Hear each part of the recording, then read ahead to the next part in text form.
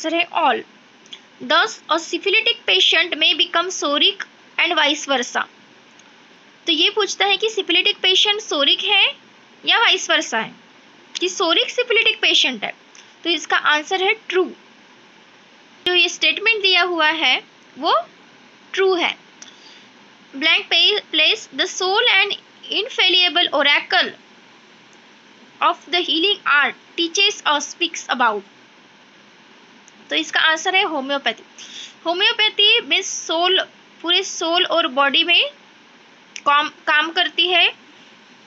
Next है isopathy is described in. Isopathy footnote number 56 में describe की हुई है।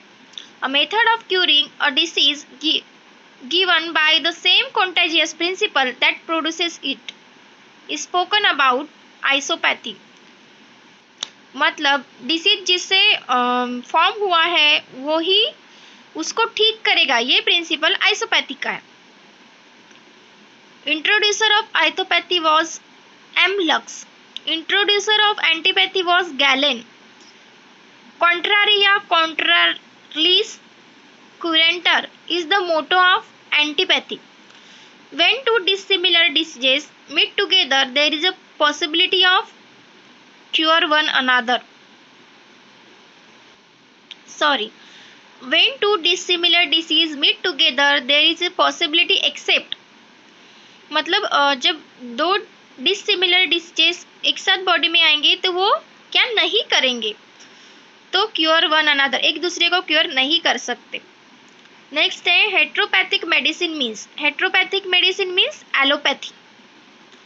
Criminal treasons against divine homeopathy is said in the relation to allopathy. Hahnemann said that the true mild cure takes place only according to the method of homeopathy. मतलब Hahnemann ने कहा है कि true mild cure takes place only according to the homeopathic method. Next है how many type of action of the remedy mainly exist. तो उसका answer है 2 actions. मतलब रिमेडी कितने टाइप के एक्शन दे सकती है, तो इसका आंसर है 2। How many type of secondary actions are there. Secondary actions के कितने टाइप्स हैं, तो 2 है। Primary action is action of the medicine upon the vital force. Primary action मतलब the action of the medicine upon the vital force. तो हम next देखते हैं permanent restoration of health or removal and annihilation of the disease is in its whole extent following definite fixed principle is called as cure। मतलब permanent restoration of health, permanent restoration हो रहा है health का, और removal of and inhalation of the disease, मतलब disease का removal हो रहा है इन इट्स होल एक्सटेंट, मतलब वो पूरी तरह से ठीक हो रहा है। Following definite fix principle, fix principle को लागू करने के बाद, तो हम इसे क्योर कहते हैं। Medicine can blank place diseases, मतलब मेडिसिन क्या कर सकती है, medicine can cure diseases, medicine can palliate diseases and medicine can suppress the diseases. तो इसका आंसर आएगा all of the about. When exact opposite condition of the primary action is possible, that is the vital force reacts equally and opposite to the primary action is called as secondary counter action। मतलब primary action के equal and opposite action होगी उसको secondary counter action बोलेंगे।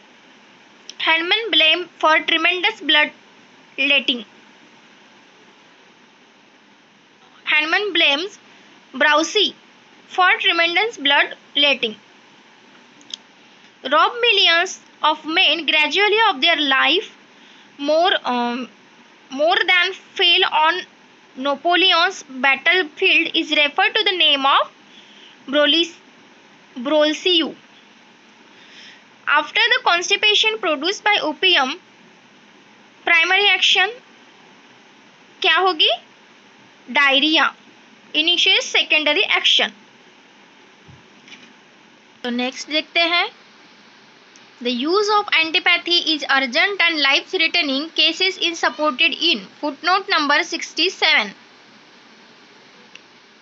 Following is considered as emergency as per foot note of aphorism number 67।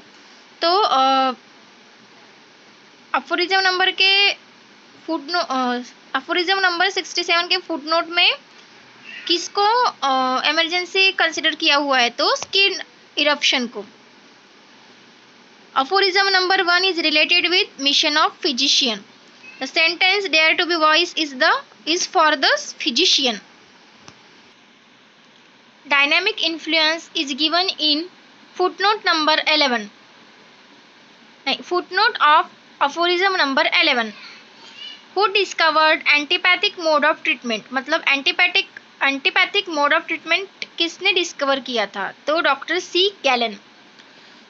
Who said homeopathy can remove the symptom but the disease remains?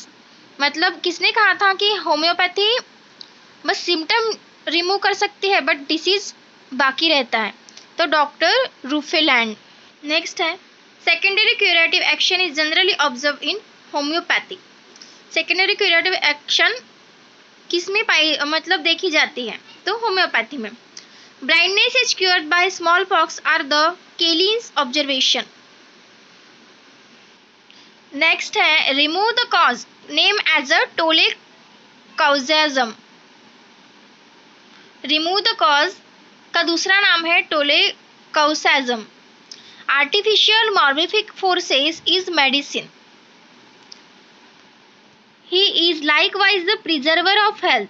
Line quoted from aphorism number 4। Aphorism number 4 में दिया हुआ है कि he is likewise preserver of health. Doctor Hahnemann started translation of Cullen's materia medica in year of 1719। मतलब doctor Hahnemann ने कुलेंस materia Medica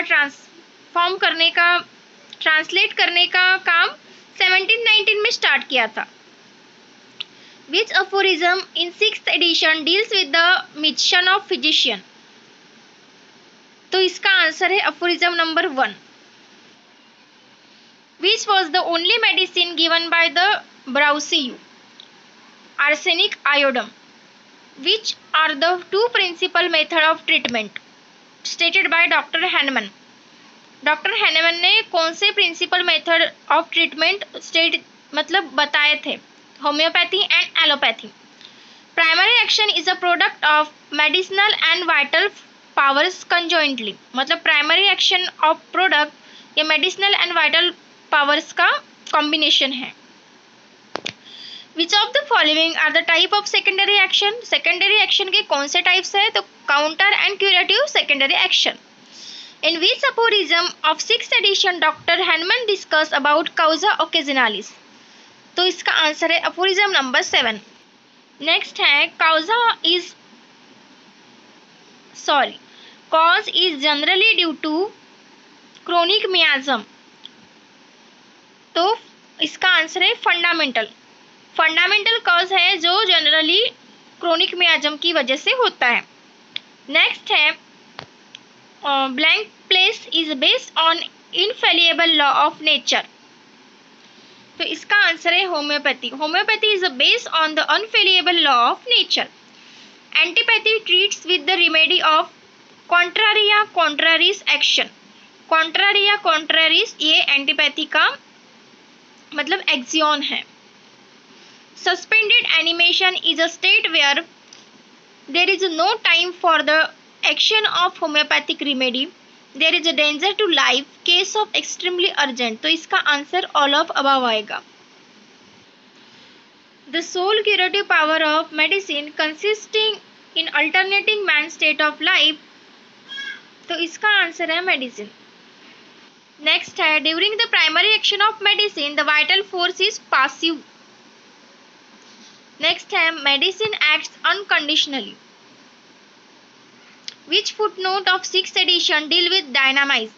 तो 6th addition के कौन से फुटनोट में डायनामाइज डिस्कस किया हुआ है? तो इसका आंसर है अफोरिज्म नंबर 7 के फुटनोट में।